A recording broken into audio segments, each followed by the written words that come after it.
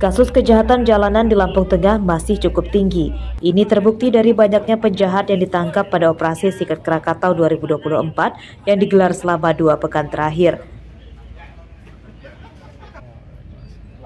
Total sebanyak 77 tersangka yang ditangkap berasal dari penangkapan target operasi atau TO dan non-TO. Mereka yang ditangkap 66 tersangka adalah penjahat jalanan yang terlibat kasus pembegalan motor, pencurian motor, penjamretan, pemalakan terhadap sopir truk dan travel hingga penadah barang curian. Sedangkan 11 tersangka lagi terlibat kasus kriminal lain seperti narkoba dan penipuan.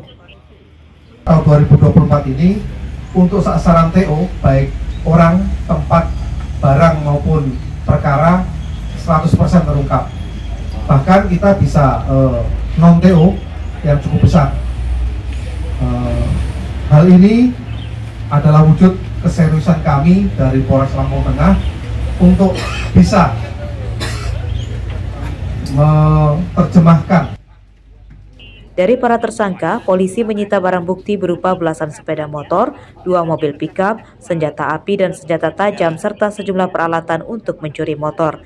Barang bukti kendaraan akan dikembalikan polisi kepada pemiliknya secara gratis.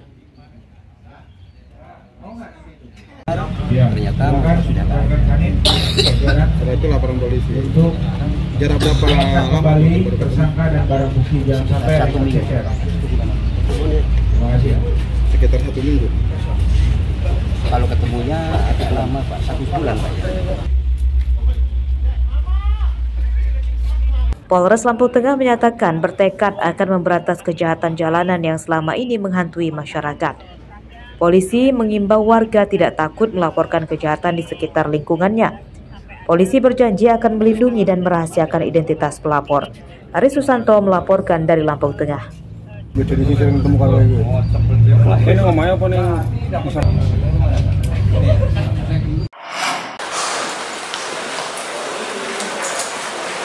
Seorang sopir angkot dan seorang temannya diringkus polisi pada Selasa siang karena membobol sekolah dan rumah tetangganya di Kemiling, Bandar Lampung. Dari para tersangka Nopriansyah alias Acil dan Virga, polisi menyita barang bukti beberapa perabotan elektronik hasil curiannya. Saat diinterogasi polisi, tersangka mengatakan menyasar rumah kosong dan sekolah saat sudah sepi. Mereka masuk dengan cara merusak kunci pintu dan jendela dengan menggunakan besi. Barang-barang curian itu kemudian diangkut dengan mobil angkot yang mereka bawa.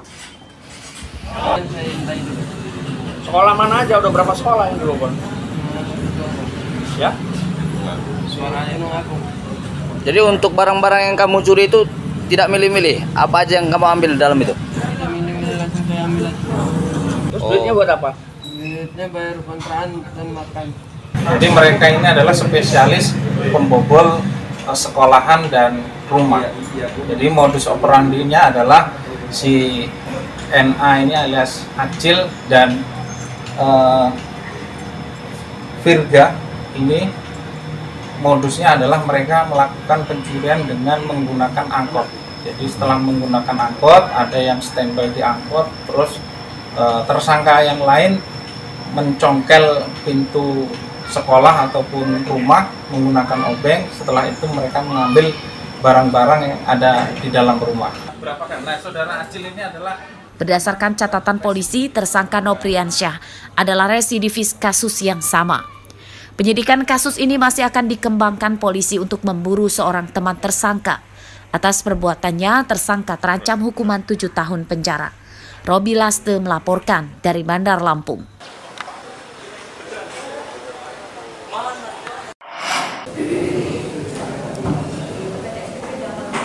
Terdakwa mantan Kepala Dinas Pendidikan Tanggamus Aswin Dasmi dituntut jaksa 18 bulan penjara karena mengkorupsi dana BOS 2020 dengan anggaran sebesar 7,8 miliar rupiah dan menyebabkan kerugian negara hingga lebih dari 600 juta rupiah.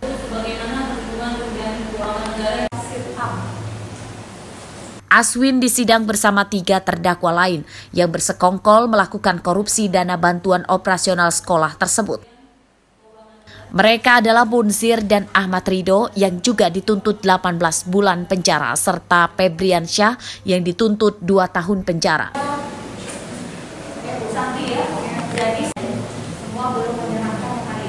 Pada sidang di Pengadilan Negeri Tanjung Karang, Bandar Lampung ini, ketiga terdakwa juga dituntut membayar ganti rugi dan denda yang totalnya masing-masing mencapai ratusan juta rupiah.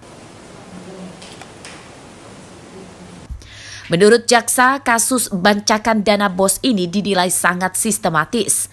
Pasalnya yang dikorupsi adalah dana BOS afirmasi dan BOS kinerja tingkat SD dan SMP setanggamus tahun anggaran 2020.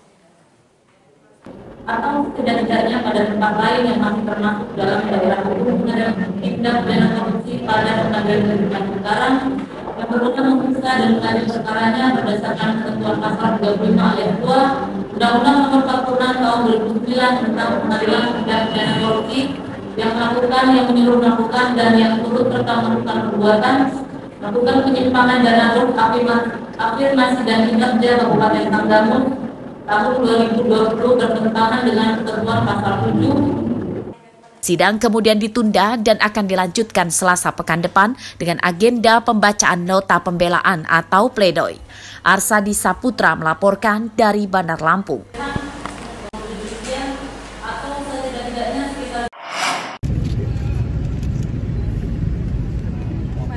Bandar Lampung diproyeksi akan memiliki Chinatown yang berada di Jalan Ikan Hiu, Teluk Betung Selatan. Tempat ini nantinya bisa jadi destinasi wisata baru di tengah kota dan jadi pusat akulturasi budaya. Pada Selasa siang, sejumlah alat berat dikerahkan dan dilakukan peletakan batu pertama. Hal ini ditandai dengan pembangunan pagoda atau menara bertingkat dan gapura pintu masuk Chinatown Bandar Lampung. Pembangunan pagoda memakan biaya 1 miliar rupiah dan gapura sebesar 2 miliar rupiah. Pembangunan keduanya diperkirakan memakan waktu hingga 6 bulan. Alhamdulillah, sekarang kita sudah peresmian ya.